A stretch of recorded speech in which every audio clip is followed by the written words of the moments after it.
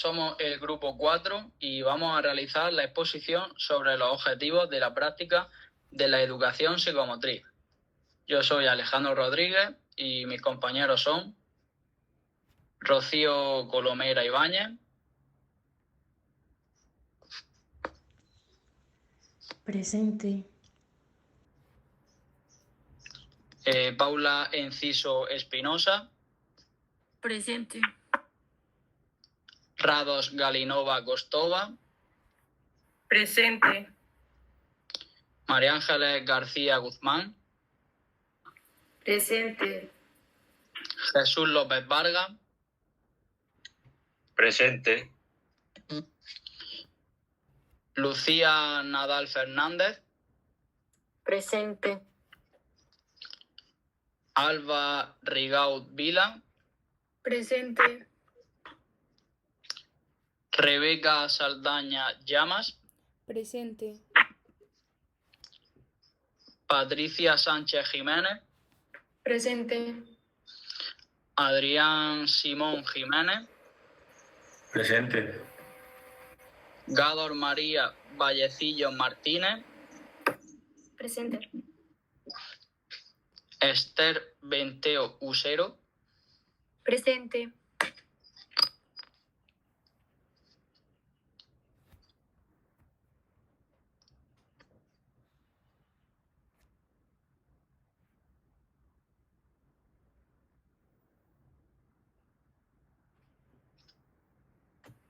Ahora vamos a continuar con el índice. El primer punto sería la introducción, el segundo, los objetivos, el tercero, que es la educación psicomotriz. El tercero se divide en 4 puntos. La importancia de la educación psicomotriz, influencias de la psicomotricidad, áreas de influencia y aspectos de la psicomotricidad. El punto número 4 trata sobre los objetivos de la práctica de la psicomotricidad. El 5 de cómo mejorar la psicomotricidad fina y gruesa. El 6, cómo llevarla a cabo en la docencia. El 6.1, la psicomotriz como materia. El punto número 7 son los tipos de psicomotricidad, que tenemos 4. Psicomotricidad educativa, terapéutica, acuática y fina.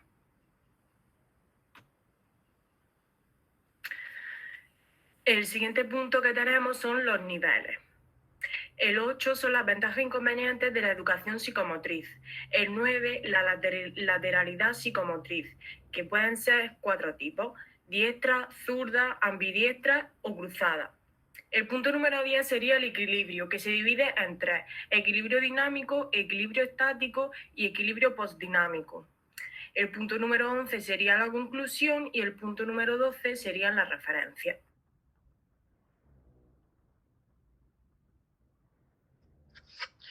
La introducción.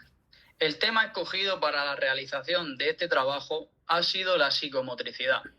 Esta elección se debe a que consideramos que el desarrollo psicomotriz es esencial para el desarrollo integral de una persona.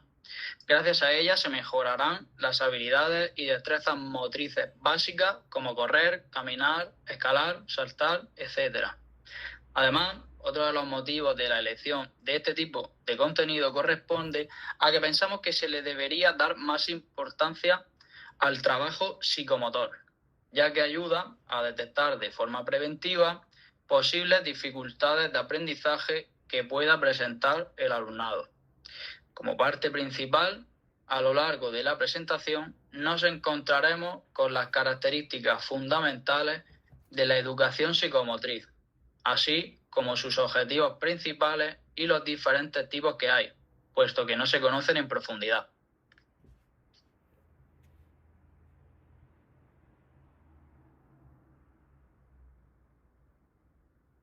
Para empezar con los objetivos, el primer objetivo que nos marcamos es conocer y mejorar la psicomotricidad en el ámbito de la educación. El segundo objetivo que nos hemos marcado es diferenciar los diferentes tipos de lateralidades y equilibrio. El tercer objetivo es estudiar los diferentes tipos de psicomotricidad.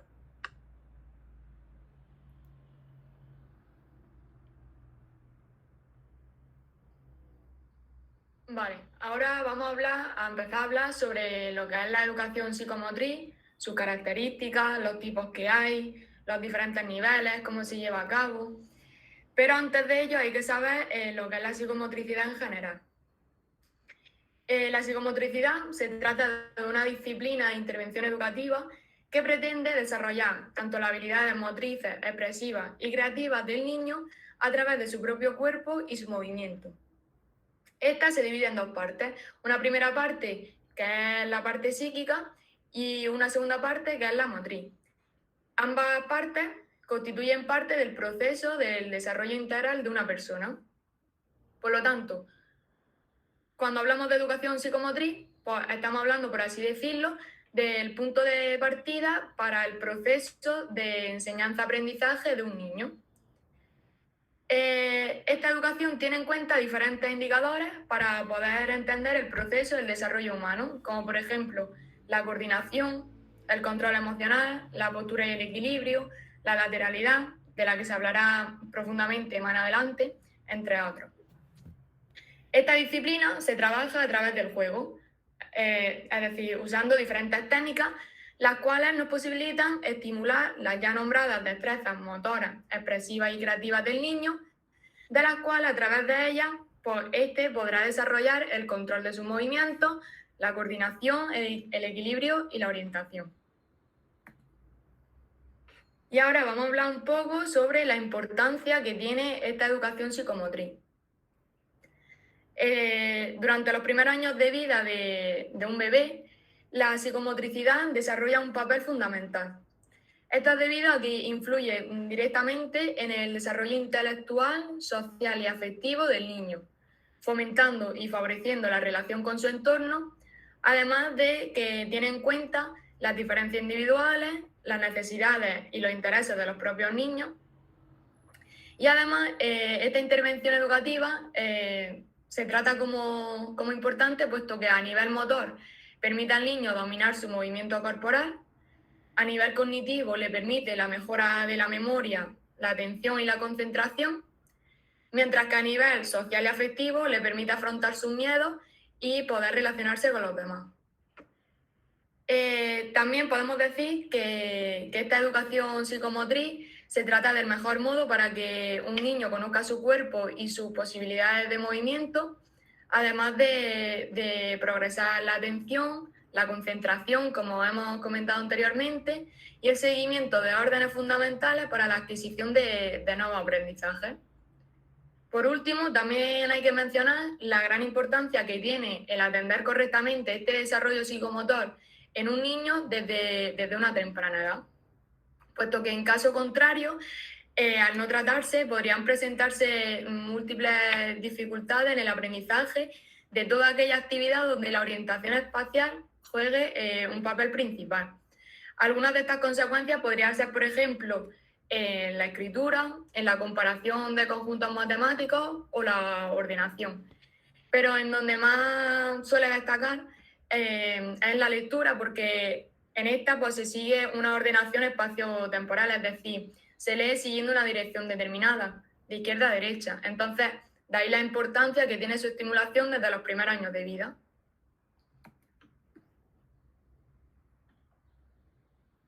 En el siguiente punto hablamos sobre la influencia de la psicomotricidad. Cuando hablamos de la psicomotricidad, es importante mencionar una serie de influencias que son las más importantes que podemos presenciar dentro del aula. Lo vamos a relacionar con el rendimiento escolar, con la afectividad y la inteligencia. En relación con el rendimiento escolar, la psicomotricidad es necesaria para que los niños tengan conocimiento sobre su cuerpo, la orientación espacial, que en estas situaciones son en las que suelen tener dificultades en el momento de aprender algunos automatismos imprescindibles para su aprendizaje escolar. Podemos tomar como ejemplo el antes y después, izquierda y derecha, las letras B, D y P, Q. Para relacionarlo con la inteligencia, tenemos que decir que la psicomotricidad influye mucho en el coeficiente intelectual. Podemos decir que el conjunto de experiencias físicas de poca tensión energética vivida por una persona es la base de la inteligencia. Por último, En relación con la afectividad, ponemos el ejemplo de un niño que no tiene confianza sobre sí mismo, siempre se siente inferior a los demás. Con este ejemplo podemos ver que gracias a las técnicas psicomotrices es posible que cambie su comportamiento, que esto se conseguirá haciendo actividades que le agraden. Poco a poco, el niño va a ir consiguiendo confianza en él y al sentirse igual que los demás, sentirá que los demás lo aceptarán y se sentirá mejor. Podemos ver un claro ejemplo de que a través de la acción psicomotriz es posible cambiar la afectividad de un niño y su comportamiento social. También podemos encontrarnos en el caso en el que dos niñas estén jugando y conversando entre ellas con naturalidad, pero al percibir que alguien la está observando o mirando, su actitud psicomotriz cambiará, por lo que las niñas continúan jugando, pero su actitud motriz ha cambiado por la presencia de gente, a causa de su afectividad.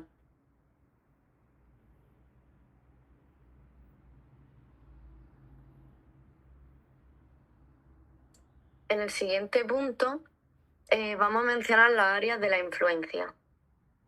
La psicomotricidad es actualmente una de las cosas más importantes de la educación y desarrollo de los niños. Cuando hablamos de psicomotricidad infantil, nos referimos a esas técnicas que tenemos que tener en cuenta en clase para que los niños tengan un mejor dominio de su cuerpo, a la vez que estimulan otras áreas del desarrollo, como lo emocional o intelectual. Por eso es tan importante que los docentes inciten la psicomotricidad a los niños en el colegio desde muy pequeños para que estos tengan un buen desarrollo físico y psicológico. La psicomotricidad se divide en dos grandes ramas. Primero encontramos la psicomotricidad gruesa, que es la que se refiere a los grandes movimientos y a la corrección postural. Y en segundo lugar, la psicomotricidad fina, que es la que trabaja los movimientos más en detalle. Todos los beneficios que conlleva la psicomotricidad podemos encontrarlos en las tres grandes áreas del desarrollo, que en estas podemos encontrar el área motora, el área cognitiva y el área socioafectiva. En el área motora, a través de este área, el niño aprende el esquema corporal en un plano tridimensional para aprender su propio cuerpo. Además, ayuda a mejorar el control y el dominio de su cuerpo y ayuda a mejorar la lateralidad, la coordinación motora y el sentido del espacio. En el área cognitiva, este área se ocupa de estimular la percepción de los objetos y de la exploración del entorno. Este área además mejora la memoria, el aprendizaje, la concentración y la creatividad. Y por último también favorece la orientación tiempo-espacial, trabajando la memoria visoespacial y refuerza conceptos básicos como delante, atrás, arriba, abajo, lejos, cerca. Por último, el área socioafectiva facilita las habilidades sociales y estimula la expresión emocional. Mejora la autoestima individual y grupal, canaliza la impulsividad y el exceso de energía en el niño y por último ayuda a enfrentar y superar temores, sobre todo los relacionados con las inseguridades sociales y con la percepción del propio cuerpo. Esto se puede ver, por ejemplo, cuando un niño está jugando con una pelota, aparentemente solo está trabajando las habilidades físicas, pero cosas que no se ven, como por ejemplo el cerebro, trabaja para unir los movimientos que hacen sus manos, sus ojos y sus pies.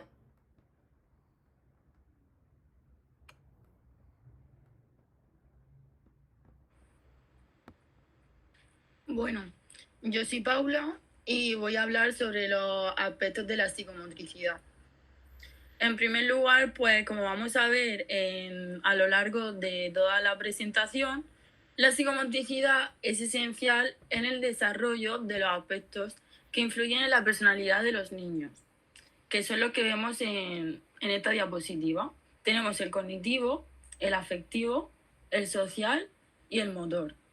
Todos estos aspectos mencionados no solo van a ayudar en la personalidad del niño y de la niña, sino que también van a ayudar a conseguir ciertos aprendizajes como son, por ejemplo, la lectoescritura. De esta manera, el niño y la niña conocerá mejor su cuerpo y a la vez el mundo que le rodea. Por todo lo mencionado ahora, es esencial realizar juegos, escuchar canciones, bailar e incluso leer cuentos.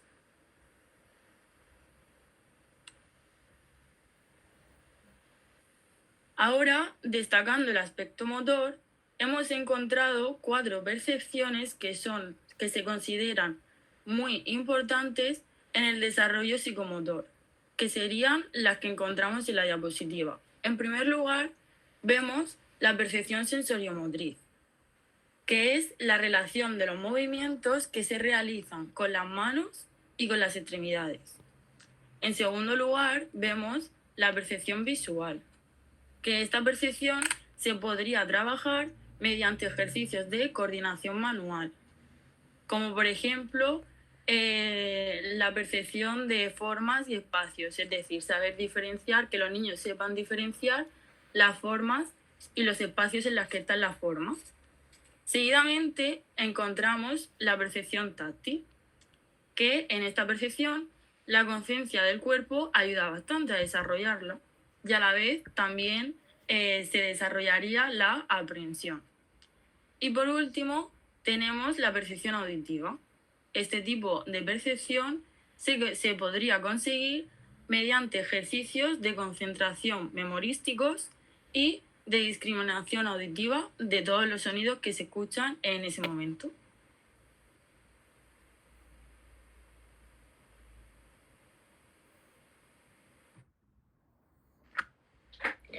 Yo soy Esther y voy a hablar de los objetivos de la práctica de la psicomotricidad. El principal objetivo de la psicomotricidad es desarrollar las capacidades del sujeto mediante un abordaje corporal. Esto quiere decir por vía corporal, es decir, a través de movimientos, de posturas, mediante gestos. La psicomotricidad lo que pretende es desarrollar las diferentes actitudes y potencialidades del niño en todos los aspectos. Ya puede ser el aspecto motor, el aspecto afectivo social, el aspecto comunicativo y lingüístico e incluso el intelectual cognitivo. Aunque en realidad los objetivos de la psicomotricidad deben ser más específicos y adaptarse a las diferentes situaciones. Se plantean en función de los contenidos con la utilización de unos métodos concretos, los cuales después se llevan a la práctica. Hemos contado con 3 objetivos básicos, los cuales vemos que serán los que vamos a explicar ahora mismo. La sensomotricidad es el primer objetivo y trata de educar la capacidad sensitiva. Es decir, la información aportada es de 2 tipos. El primer tipo es la relativa al propio cuerpo y va mediante el movimiento, la posición o la postura. Y el segundo tipo sería la relativa al mundo exterior, que va mediante los sentidos. El segundo objetivo básico es la perceptomotricidad y trata de educar la capacidad perceptiva de forma que organiza en esquemas la información procedente de los sentidos. La estructuración sería la siguiente. Primero sería el conocimiento de los componentes del esquema corporal, por ejemplo, el tono, el equilibrio, la respiración, para que el movimiento se adapte a la acción. Después iría a estructurar las sensaciones del mundo exterior para fijar los rasgos de los objetos, las relaciones espaciales y temporales entre ellos. Y por último sería coordinar los movimientos corporales con los elementos del mundo exterior. El último objetivo es la ideomotricidad y trata de educar la capacidad representativa y simbólica.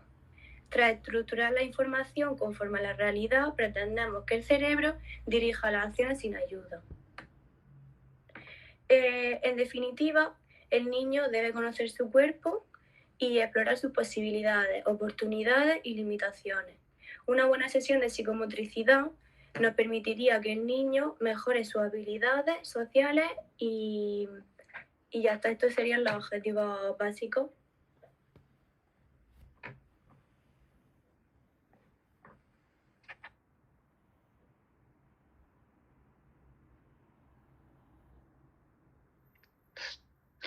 Vale, ahora vamos a ver algunos ejemplos de acciones que mejoran la psicomotricidad fina.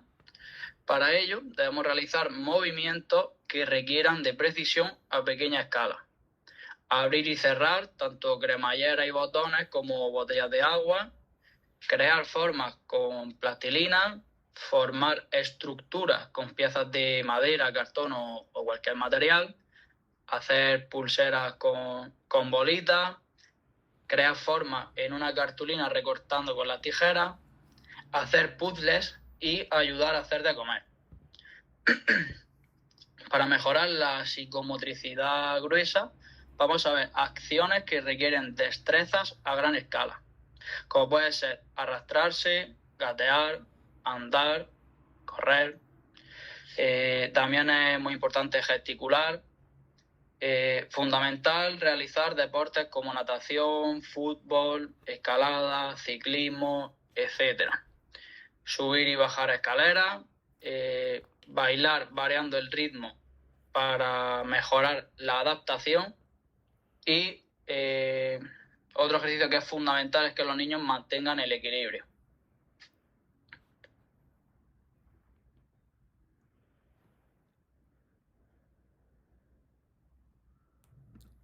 Hola, soy Rebeca y voy a hablar de cómo llevar a cabo la psicomotricidad en la docencia.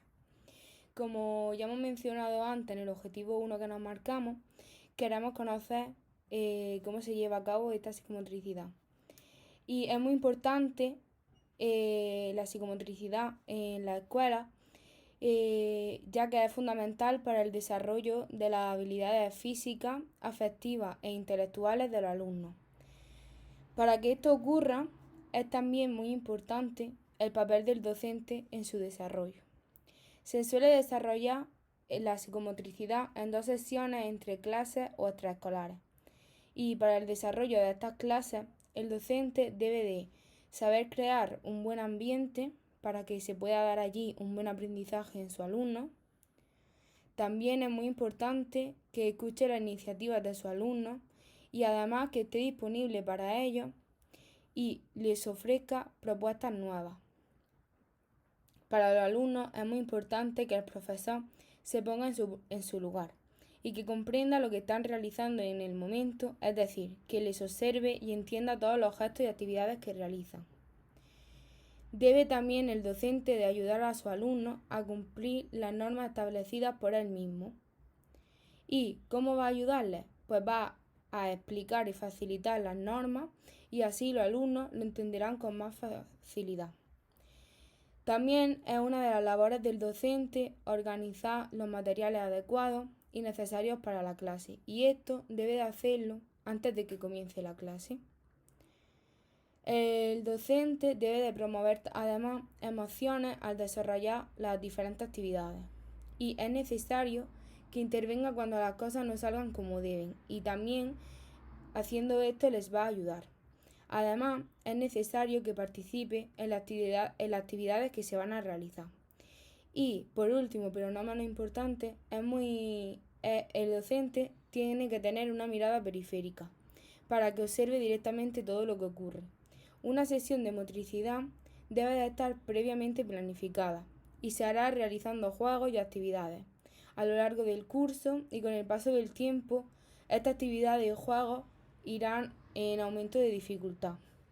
Para que estas clases tengan un buen resultado, es necesario realizar una evaluación y esta evaluación será un método de evaluación no participativo, es decir, de observación.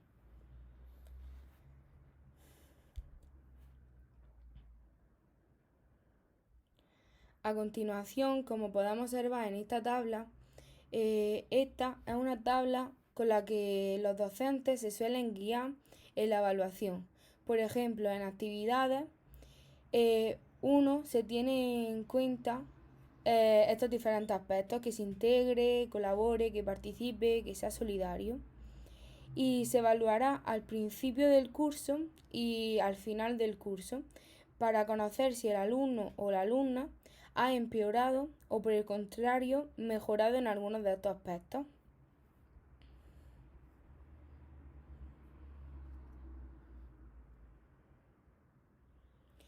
La psicomotricidad como materia es, como ya hemos mencionado anteriormente, muy importante, ya que es una herramienta de la pedagogía que se logra con ejercicios lúdicos y juegos, llevando a los niños a conocerse a ellos mismos y a su propio cuerpo.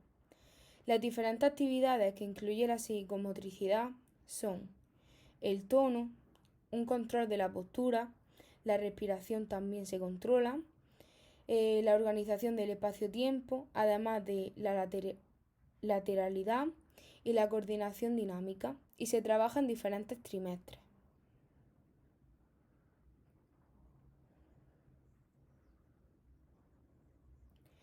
Este es un ejemplo sacado de la Facultad del País Vasco del grado de Deportes, donde podemos observar las planificaciones en diferentes trimestres, en primero, segundo y tercer trimestre, y como podemos ver, con el transcurso del curso escolar, los objetivos que se pretenden que se logren los alumnos van en aumento y en aumento también de dificultad.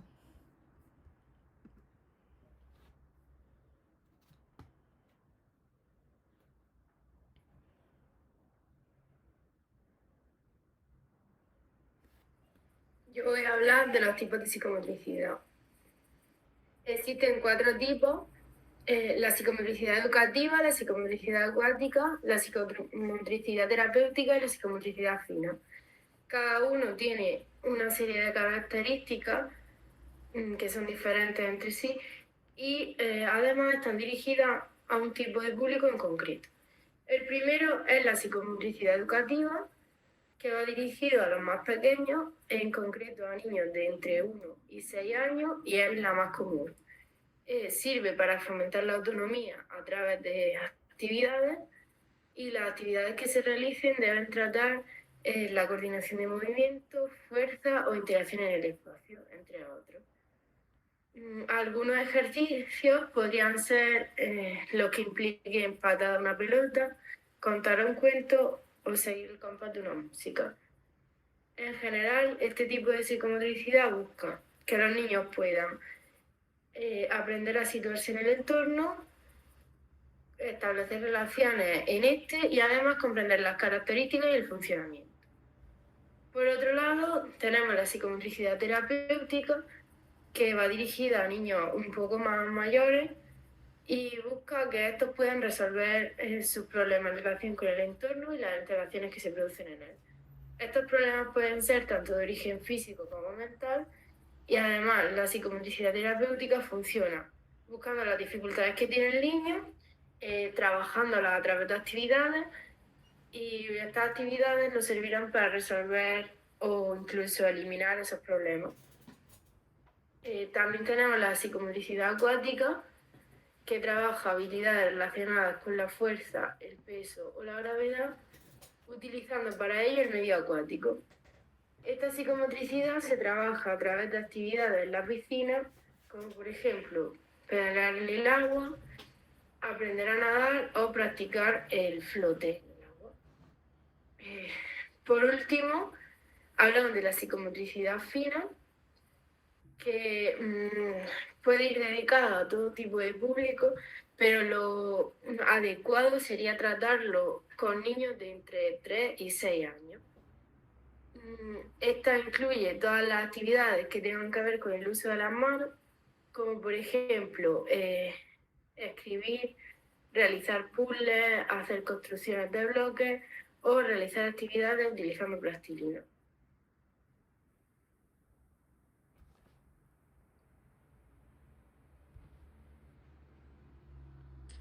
Bueno, ahora toca los niveles de la psicomotricidad. Pues como hemos estado viendo hasta ahora, nos estamos dando cuenta de que si surge una mejora en la psicomotricidad de los niños y de las niñas, pues a ellos les permite ser capaces de controlar mejor sus propios movimientos y emociones también. Como por ejemplo, una mejor adaptación al medio que les rodea, ya sea social, familiar o escolar. También hay que destacar que el desarrollo de la psicomotricidad se va a dividir en 3 niveles distintos, como ha comentado mi compañera Patricia al principio de la presentación. El primer nivel que nos encontramos es el nivel motor, que le facilita al niño y a la niña el movimiento corporal. Algunos de los ejercicios que se pueden experimentar en este nivel pues serían correr, caminar, saltar obstáculos, y de esta forma el niño y la niña experimentarán con su cuerpo y así aprenderán a controlarlo mejor. Después nos encontramos con el nivel cognitivo, que le permite una mejoría ya no solo en la memoria, sino que también en la atención, en la concentración y en la creatividad de los niños.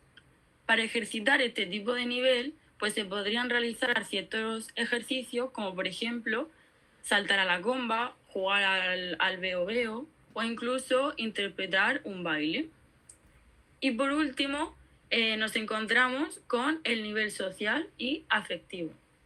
Este nivel se dedica a ayudar a los niños y a las niñas para que ellos mismos se conozcan mejor y, por ejemplo, pues sepan afrontar sus propios miedos o sepan socializar mejor con las personas que les rodean en su mundo, en su vida. Y bueno, y para este nivel se podrían ejercitar pues juegos en grupo para que así los niños se socialicen ya en parques, en clase, y también pues imitaciones el uno al otro.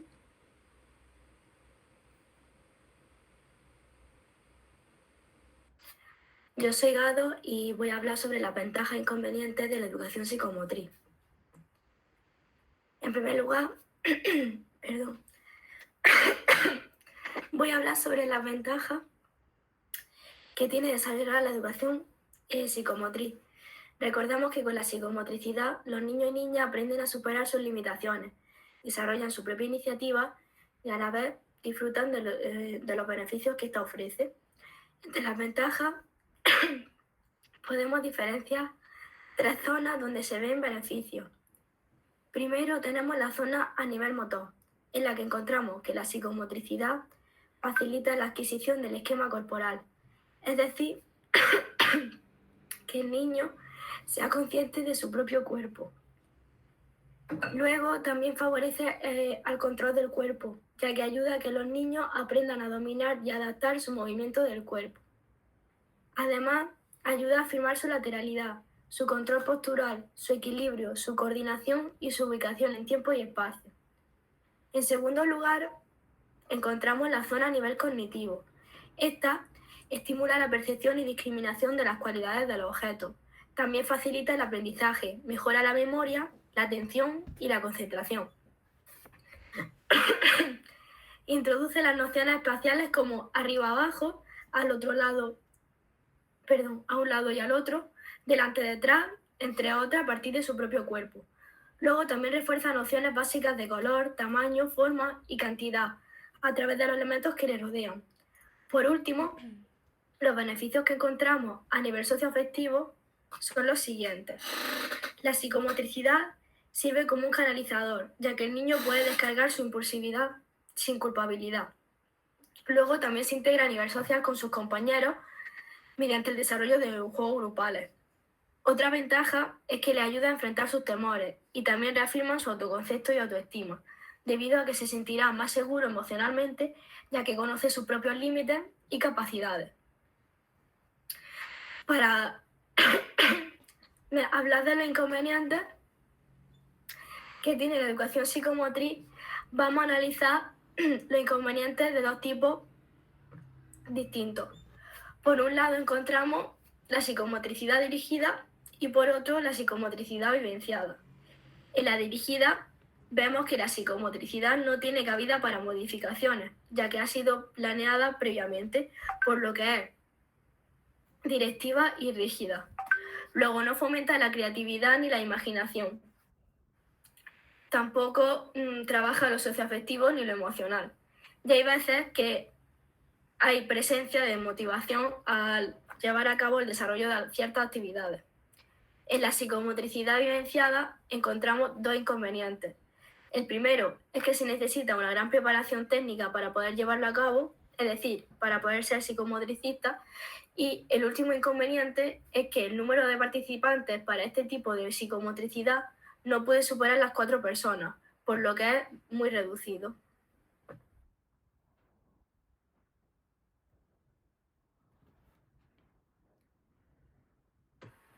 Bueno, yo soy Alegría y voy a hablaros de la lateralidad psicomotriz. La lateralidad es una técnica que ayuda a los niños y niñas a dominar eficazmente los movimientos corporales, así como a mejorar las relaciones y la comunicación con los demás. Es un concepto psicomotor definido como el proceso de maduración por el cual los niños y niñas desarrollan una referencia lateral, es decir, el dominio de un hemisferio sobre el otro.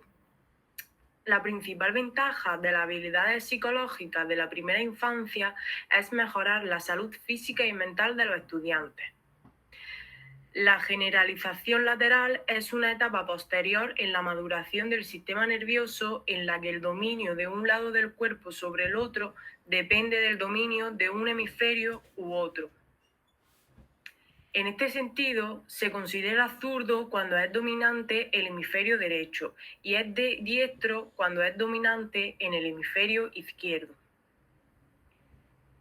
Es el predominio funcional de un lado del cuerpo sobre el otro y se manifiesta en el uso selectivo de una determinada parte u órgano, como por ejemplo manos, pies, ojos, oídos, para realizar determinadas actividades.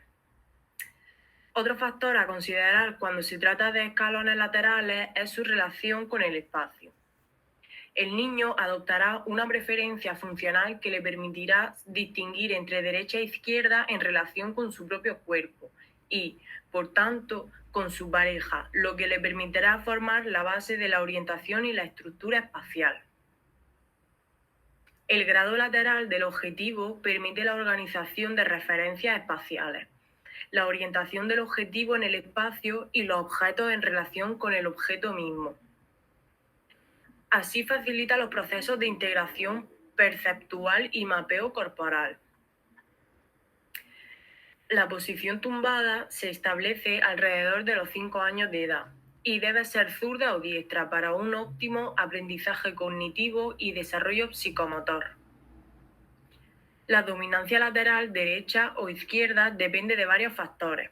Por ejemplo, los factores neurológicos, el ADN, factores ambientales o sociales, como es el idioma, influencias familiares, herramientas que utilizamos, mobiliario, formación.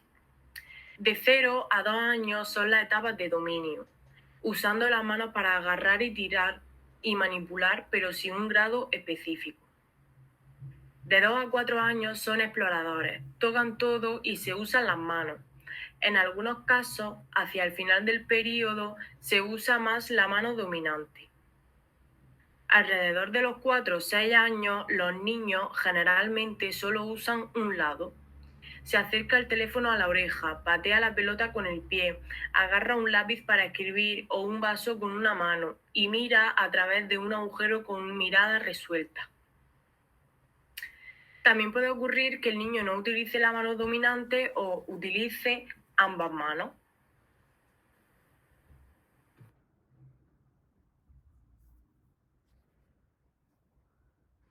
Yo soy Alba y voy a explicar los 4 tipos de lateralidad psicomotriz que hay, que son la lateralidad diestra, la lateralidad zurda, que incluye la zurdería contrariada, la lateralidad ambidiestra y la lateralidad cruzada.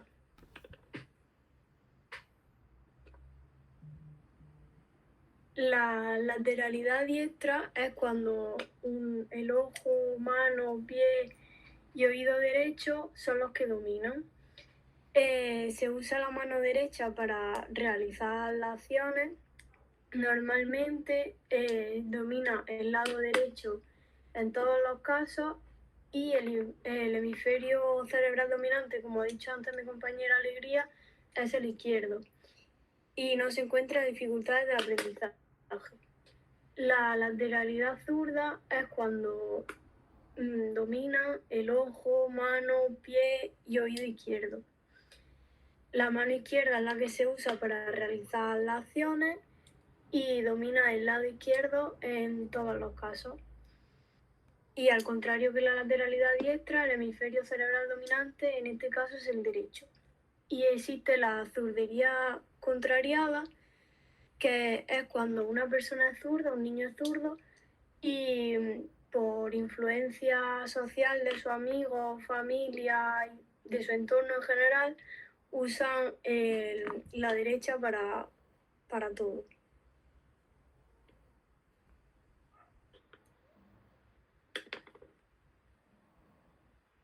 Luego está la lateralidad ambidiestra, que también se puede llamar lateralidad no definida, y es cuando se usa tanto el lado derecho como el izquierdo para realizar todas las acciones, es decir, se usan distintamente las dos manos, las dos piernas, los dos oídos, etc. Es una situación que es extraña en mayores de 6 o 7 años y pueden existir algunas dificultades en el aprendizaje que están relacionadas con la utilización del espacio al escribir o en otro tipo de situaciones. Por otro lado, la lateralidad cruzada es cuando se usan diferentes lados del cuerpo por cruces. Por ejemplo, si predomina el oído derecho, la mano derecha, el pie derecho, pero el ojo el izquierdo el que predomina, es diestro con cruce visual. Por otro lado, si usa, por ejemplo, el ojo izquierdo, la mano izquierda, el pie izquierdo, pero el oído derecho, es zurdo con cruce auditivo.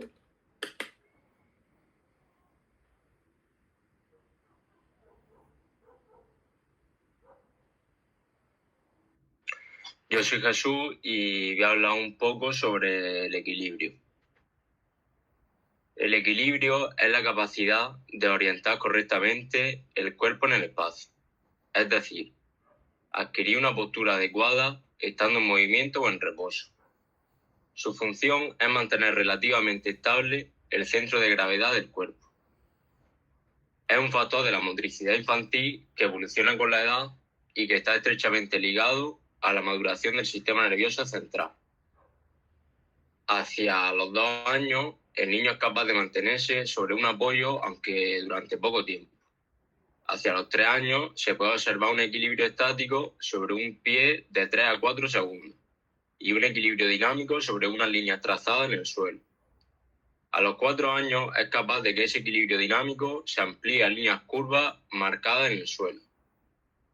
Hasta los 7 años no consigue mantenerse en equilibrio con los ojos cerrados.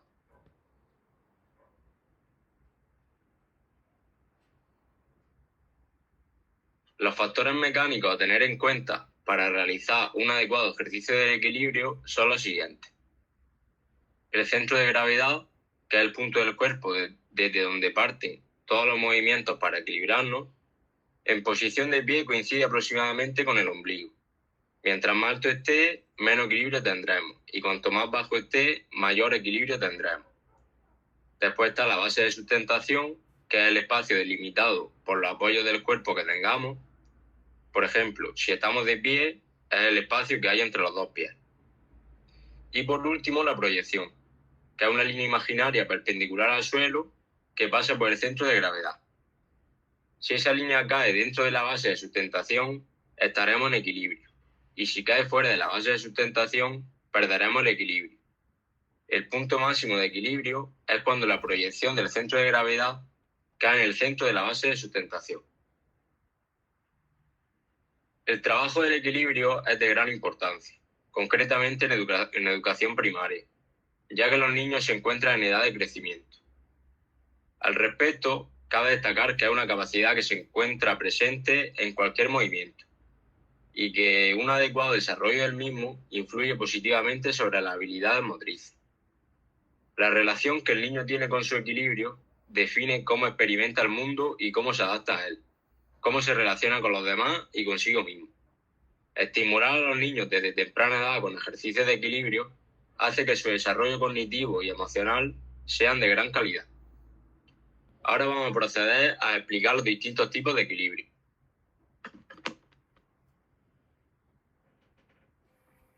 Hola, yo soy Adrián y voy a explicar el primer tipo de equilibrio. El equilibrio dinámico. El equilibrio dinámico es la capacidad que tiene una persona para mantenerse erguido y estable mientras hace movimientos o acciones que exigen el desplazamiento o el movimiento de una persona. Así, como cuando damos un paso en cualquier dirección, ponemos a prueba este tipo de equilibrio. Un buen desarrollo de esta habilidad no solo permite al niño o al adulto desenvolverse mejor, sino que también disfrutar mucho mejor de su vida y actividades. Si se observa alguna dificultad en la ejecución de alguna actividad o el profesor de educación física te pide una evaluación, se debe acudir a un profesional el cual realice un test o estudio que corresponde a una verificación del estado motriz del niño. Movimientos rutinarios, como el andar, por supuesto que requieren un uso continuo del mismo. Por este motivo, cualquier trastorno o patología que afecte a este tipo de equilibrio tendrá gran repercusión sobre nuestra autonomía. Es muy importante este tipo de equilibrio, puesto que permitirá a la persona no chocarse con los objetos mientras se desplaza por su espacio y moverse de manera segura. Existen algunos ejercicios que se pueden realizar para practicar este tipo de ejercicio. El principal objetivo de estos ejercicios es trabajar la coordinación entre los movimientos realizados y fortalecer la musculatura que deberá resistir la transferencia de peso durante dichos movimientos.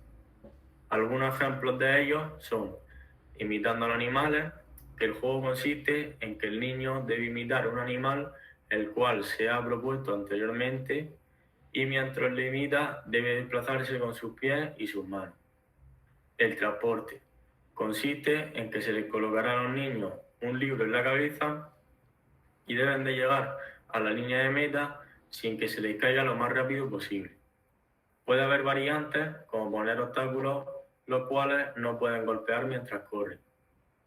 Juego de la silla. Consiste en colocar 2 sillas con hilera. Todos los niños deben de estar en fila y pasar por debajo de la hilera gateando, hasta que todos hayan hecho esto.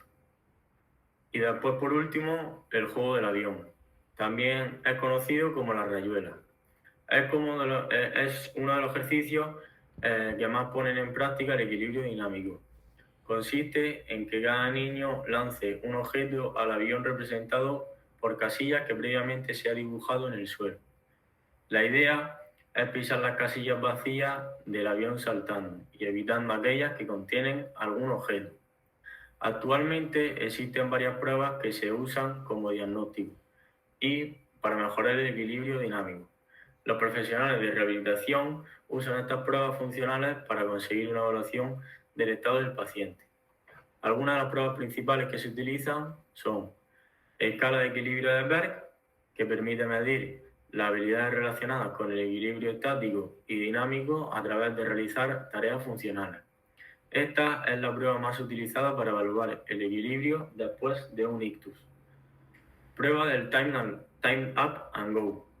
Permite evaluar la capacidad de mantener el equilibrio dinámico y la movilidad de la persona. Por último, hay algunas actividades motrices en las que el equilibrio dinámico juega un papel fundamental, que son las siguientes: correr, jugar al fútbol, caminar, nadar, montar en bicicleta, jugar al béisbol y saltar a la cuerda. Hola, soy Rocío y voy a explicar el equilibrio estático. El equilibrio estático proyecta el centro de gravedad del cuerpo dentro del área delimitada por los contornos externos de los pies. Se refiere al control de una postura sin realizar el desplazamiento. Es decir, es la capacidad de mantener el cuerpo en una posición concreta sin modificarla durante un tiempo determinado. Utiliza la fuerza neta, es decir, un objeto está en equilibrio estático cuando la suma de las fuerzas que actúan sobre él es igual a 0. El equilibrio estático alcanza el grado suficiente hacia los 6 años, permaneciendo estable prácticamente a lo largo de toda la vida. Se puede clasificar de 2 modos. Está el estático postural, que es aquel que nos permite adoptar actitudes posturales, es decir, pues por ejemplo mantenerse en pie o estar sentado. Estático deportivo es el propio de cada disciplina deportiva, por ejemplo está el ballet. Este equilibrio se utiliza en muchas posiciones de la vida cotidiana de las personas, por ejemplo, pues cuando una persona se sienta en una silla o en otro lugar. Esto significa que tiene que mantener buena postura, por lo que está relacionado con el equilibrio.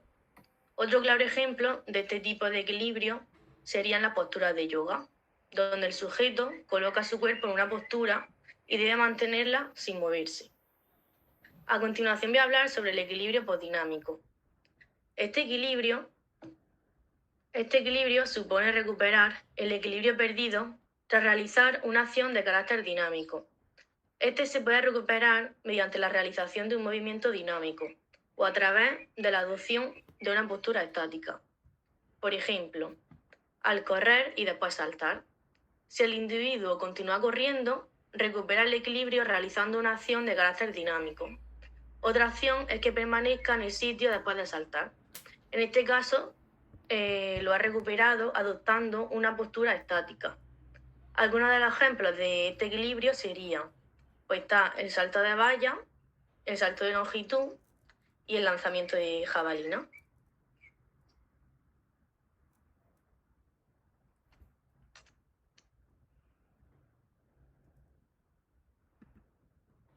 Y ya para finalizar con este tema, mi compañero y yo en relación con el objetivo 1, 2 y 3 que nos hemos marcado, hemos pensado y concluido el tema en estas 3 conclusiones.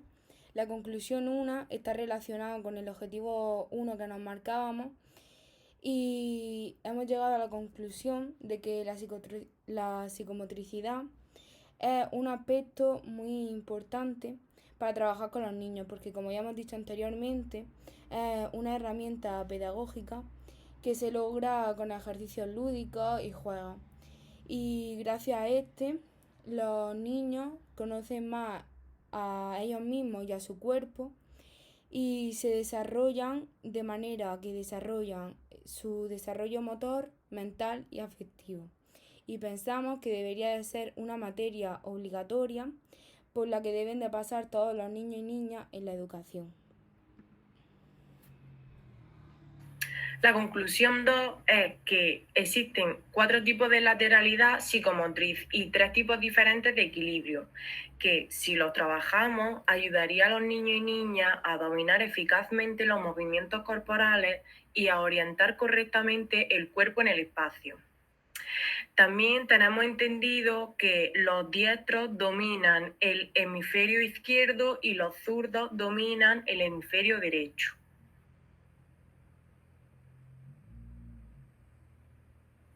Por último, respecto al tercer objetivo, que era conocer los tipos de psicomotricidad, hemos tenido una tercera conclusión.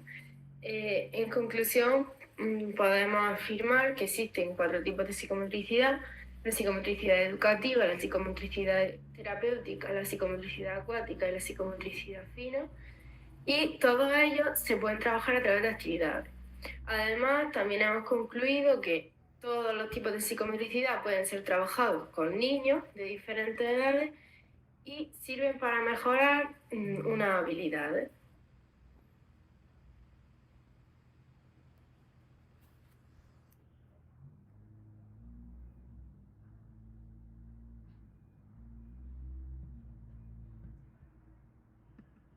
Y estas son las referencias de los enlaces que hemos utilizado para la búsqueda de contenidos para este trabajo y lo hemos organizado en forma a la normativa 7 de la normativa APA.